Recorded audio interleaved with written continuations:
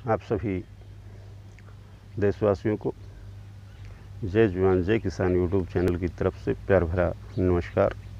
आनंद परमानंद। दोस्तों, आज हम संत की महिमा के ऊपर अपनी चर्चा करने जा रहे हैं। साधु से, संत से, सतगुरु से बड़ा कोई भगवान नहीं। क्यों? आज तक जितने भी ऋषि मुनि, साधु संत, महात्मा जो भी हुए, उन सब ने इस बात को तथ्यों के साथ में स्वीकार किया है, माना है और हमें बताया है कि सतगुरु ही भगवान है, सतगुरु ही परमात्मा है और सतगुरु से बड़ा इस पृथ्वी के ऊपर कोई नहीं है। सतगुरु एक संत की महिमा अपरंपार है। संत की महिमा का बखान नहीं किया जा सकता, क्योंकि एक अथाह सागर जिसका कोई अंत नहीं है, जिसका कोई तोड़ नहीं है, कोई निचोड़ नहीं है, उसकी क्या व्याख्या करें, उसकी क्या महिमा का बखान करें। लेकिन फिर भी ऋषि मुनियों ने, साधु संतों ने, महात्माओं ने जीव मात्र को समझाने के लिए बहुत कुछ शब्दों के माध्यम से, कहानियों के माध्यम से बताया है कि अगर इस जीव का कल्याण करना है, इस आत्मा की भलाई चाहते हो, तो संत ही एकमात्र एक ऐसा रास्ता है जहाँ जाकर के, संत की शरण में जाकर के इस आत्मा की भलाई हो सकती है, इसका उद्धार हो सकता है। कबीर जी ने कहा है, कबीरा संगत साध की जो गंधी का बास, जो कुछ गंधी दे नहीं तब भी बास सुभाष। इस पंक्ति के माध्यम से कबीर जी कहना चाहते हैं, समझाना चाहते हैं कि कबीरा संगत साध की। वो कहते हैं कि हे प्राणी, हे मनुष्य, साधु की, संत की संगत उस गंधी के बांस के समान होती है। कबीरा संगत साध की जो गंधी का बांस। कौन सा बांस? उस बांस से मतलब है कि एक ऐसा पौधा, एक ऐसा पेड़ जो हमेशा सुगंध छोड़ता रहता है, महक छोड़ता रहता है। वो लेता कुछ नहीं है, देता ही देता है। अगर हम उसके नज़दीक से निकलेंगे या उसके नज़दीक बैठेंगे, उसके नज़दीक अपना रैन बसेरा बनाएंगे, तो हमें फ्री की महक मिलेगी, इतर के पैसे हमें लगाने नहीं पड़ेंगे। एक नेचुरल, प्राकृतिक इतर जो परमात्मा स्वरूप है वो हमें मिलेगा। तो कबीर जी ने उस सुगंधित पौधे की तरह साधु की, संत की संगत को बताया है कि जिस प्रकार से एक सुगंधित पौधा हमेशा सुगंध छोड़ता रहता है, फ्री में छोड़ता रहता है, साधु की संगत भी उसी प्रकार से है, संत की संगत भी उसी प्रकार से है कि अगर हम संत की संगत करेंगे, उनके आसपास रहेंगे, जब भी समय मिले हम उनसे मिलते रहेंगे, तो उनकी संगत भी उस पेड़ के समान है, उस पौधे के समान है। वो हमें कुछ न देते हुए, हमें कुछ दिखाई नहीं देता है कि हमें कुछ मिल रहा है, लेकिन उसके बावजूद भी उस संगत से हमें बहुत कुछ मिलता है। एक समय की बात है,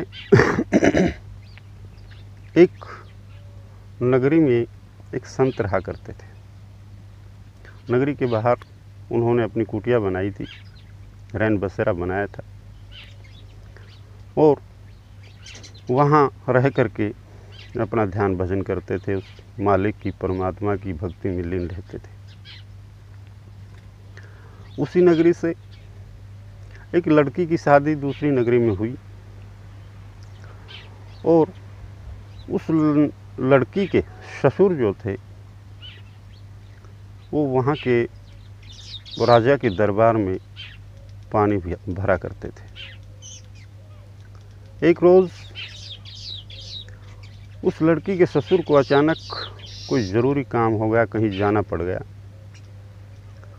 तब उसने उस लड़की को कहा, जो उसके लड़के की पुत्रवधू थी, कि हे बेटा, आज मुझे बहुत ज़रूरी काम से किसी जगह पे जाना है। आज तुम ऐसे करना, सुबह जल्दी उठ के और राजा के दरबार में पानी भरना। उसने कहा, ठीक है पिताजी, आप जाइए, पानी मैं भर दूंगी। नादान बच्ची थी, सुबह उठने में देरी हो गई। वो भाग करके उठी, उठ के उन्होंने देखा हो बहुत लेट हो गई। और पिताजी ने तो राजा के दरबार में पानी की ड्यूटी लगाई थी। उस समय एक प्रथा होती थी,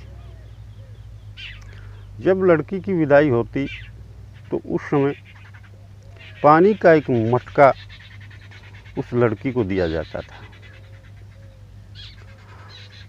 उस लड़की ने विचार किया कि अगर तुम बावड़ी के ऊपर जाएगी, मटका भर के लाएगी तो और देर हो जाएगी। क्यों न जो मटका तू अपने मायके से लेके आई थी, पहले ये मटका राज दरबार में रख के आती हूँ और उसके बाद और पानी भरती हूँ। वो लड़की भाग करके उसने वो मटका उठाया और राजा के दरबार में रख दिया। जो ही वो मटका राजा के दरबार में रखा तो पूरे महल में इतनी ज़बरदस्त महक हो गई कि आज तक संसार में ऐसा कोई इत्र बना ही नहीं। चारों तरफ सुगंध ही सुगंध व्याप्त हो गई। राजा ने सबको बुलाया, इधर उधर देखा कि देखो, मैंने अपनी ज़िंदगी में आज तक इतनी ज़बरदस्त महक, इतनी सुगंध नहीं देखी। ये आ कहाँ से रही है, ये इत्र छिड़का किसने है, ये इत्र आया कहाँ से, कौन है इसको लाने वाला। जो पूरे महल में हर जगह कोने कोने में ढूंढ लिया, किसी को कुछ नहीं मिला। तो लास्ट में उस मटके के ऊपर ध्यान दिया गया और उस मटके को देखा तो वो महक उस मटके से आ रही थी। तब राजा ने पूछा कि ये पानी का मटका कौन लेके आया है। इतनी देर में वो लड़की भी दूसरा मटका लेके आ गई। वो कहने लगी, महाराज, ये मटका मैं लेके आई। राजा ने कहा कि लड़की, तुमने इस पानी के अंदर क्या डाला है? आज तक संसार में इतनी ज़बरदस्त सुगंध मैंने देखी नहीं। इसके अंदर कौन सा इत्र डाला है और ये इत्र तू कहाँ से लेके आई?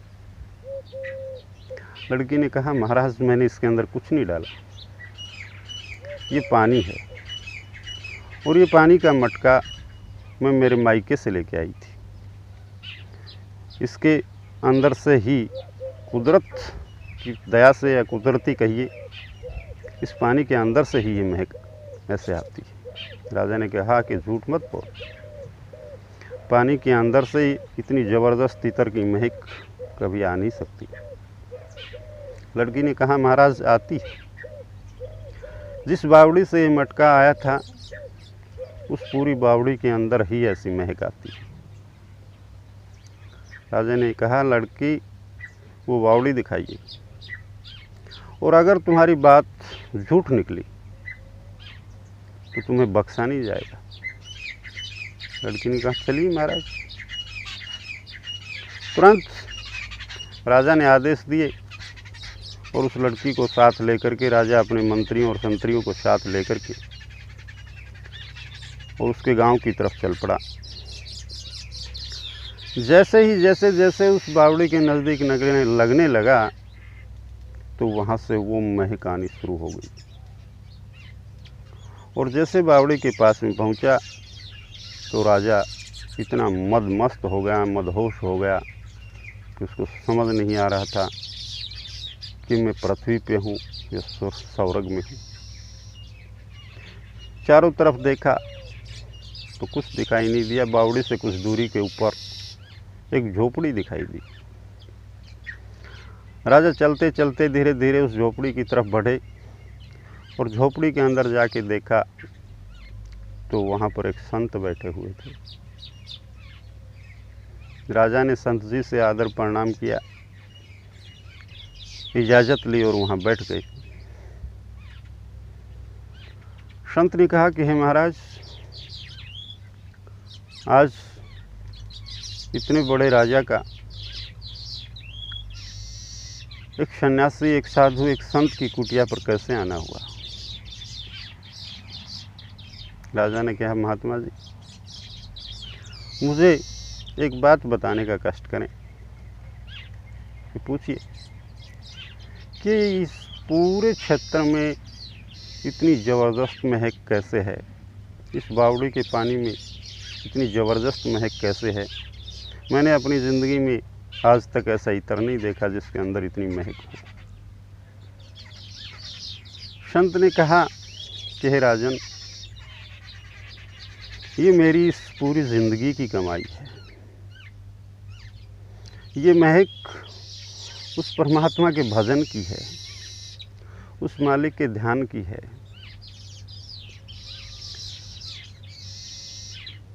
मैंने अपनी ज़िंदगी में और कुछ नहीं कमाया, मैंने सिर्फ यही कमाई की है। और जहाँ उस परमात्मा को उतार लिया जाए, उस परमात्मा में लीन हो जाएं, उस परमात्मा के प्रति अथाह प्रेम, अथाह भावना जहाँ भी व्याप्त हो जाए, तो ये इत्र तो क्या है, ये तो एक बावड़ी है, समुंदर का समुंदर इत्र बन सकता है। राजा सब कुछ भूल गया कि तू एक राजा है। राजा का पूरा घमंड चकनाचूर हो गया। वो सोचने लगा कि देख, मैं एक राजा हूँ, पूरी प्रजा के ऊपर राज करता हूँ, पूरी प्रजा मेरा कहा मानती है।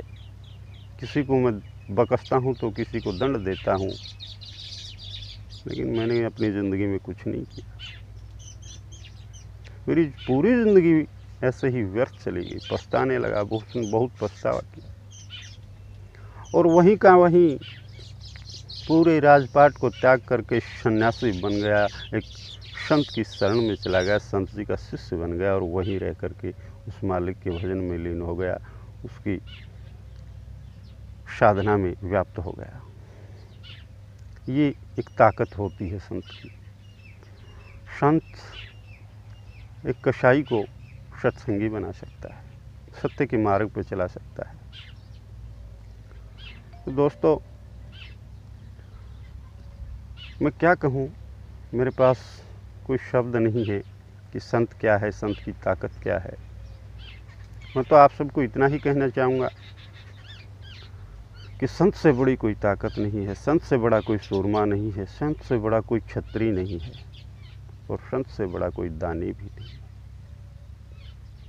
संत जब दया करते हैं तो एक भिखारी को सेकंडों में माला माल कर सकते हैं। और संत, मैं क्या कहूँ, संत की महिमा के ऊपर, संत का गुणगान करने के लिए मेरे पास शब्द नहीं। मैं तो आपको यही कहूँगा कि जब भी आपको समय मिले, जो भी सत्संगी भाई हैं, वो सतगुरु की शरण में जाएं, सतगुरु की संगत करें। उसी से आपका उद्धार होगा, उसी से आपकी आत्मा का भला होगा। और ये मैं नहीं, जितने भी संत समाज हुआ, साधु संत ऋषि महात्मा इस पृथ्वी के ऊपर हुए, उन सभी ने यही कहा है। इसी के साथ आप सभी को जय जवान जय किसान यूट्यूब चैनल की तरफ से प्यार भरा नमस्कार, आनंद, परमानंद।